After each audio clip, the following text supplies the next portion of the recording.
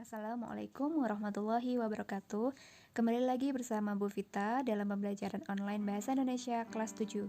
Hari ini kita akan belajar tentang teks deskripsi dan fokus kita hari ini adalah mengidentifikasi jenis teks deskripsi dan mengidentifikasi penggunaan bahasa dalam teks deskripsi. Tujuan pembelajaran hari ini menentukan jenis teks deskripsi pada teks yang dibaca atau didengar dan menjabarkan ciri teks deskripsi dari aspek kebahasaan pada teks yang dibaca dan didengar. Selanjutnya, jenis teks deskripsi. Teks deskripsi ada dua jenis. Yang pertama, teks deskripsi yang berdiri sendiri. Teks deskripsi yang berdiri sendiri merupakan teks yang mendeskripsikan benda atau manusia secara tersendiri dan bukan menjadi bagian dari teks yang lain. Sedangkan jenis teks yang kedua, teks deskripsi yang menjadi bagian dari sebuah teks lain. Misalnya saja dalam sebuah novel. Teks deskripsi dalam novel tentang seorang tokoh membantu penulis memberikan gambaran watak atau karakter tokoh. Mari kita lihat contoh teks deskripsi. Teks deskripsi yang berdiri sendiri di sini saya contohkan berupa teks mengenai Pulau Derawan. Pulau Derawan adalah salah satu pulau di Provinsi Kalimantan Timur. Nah, teks ini hanya mendeskripsikan dan dia berdiri sendiri sebagai suatu teks, tidak terdapat dalam teks lain. Maka teks ini dikatakan teks deskripsi yang berdiri sendiri. Lalu, contoh teks deskripsi yang menjadi bagian dari teks yang lain. Di sini saya contohkan tentang karakter Bilbo yang ada dalam novel The Lord of the Rings. Mari kita cermati salah satu paragrafnya. Deskripsi ini diambil dari karya J.R.R. Tolkien, yaitu novelnya The Lord of the Ring, The Fellowship of the Ring, edisi terjemahan dalam bahasa Indonesia. Nah, dalam teks ini digambarkan tokoh Bilbo. Seperti apa tokoh Bilbo itu? Kalian bisa membaca di kalimat pertama.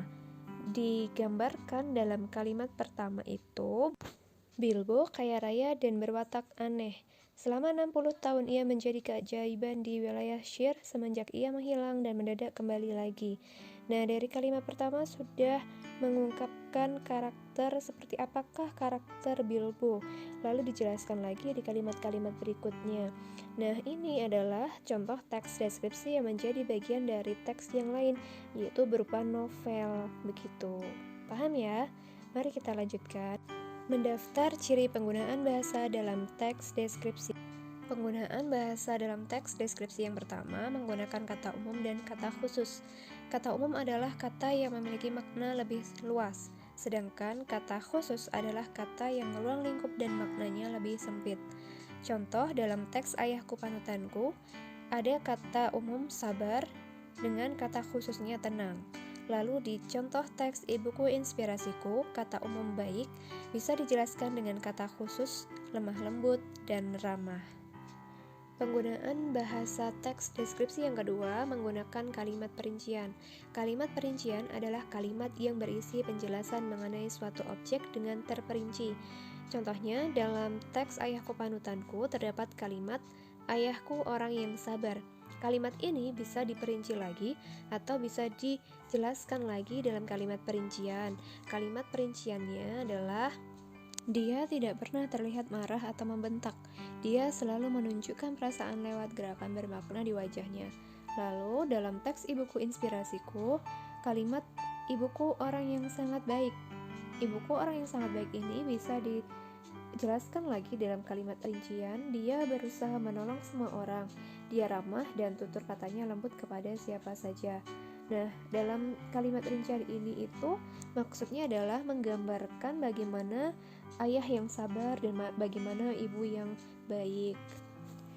Penggunaan bahasa yang ketiga menggunakan cerapan panca indera. Apa maksudnya? Kalimat yang berhubungan dengan indera pada manusia, yaitu seakan-akan dapat dilihat, didengar, dan dirasakan. Contohnya dalam teks Ibuku Inspirasiku. Kalimat yang seakan-akan dapat dilihat, contohnya mukanya selalu bersinar seperti bulan.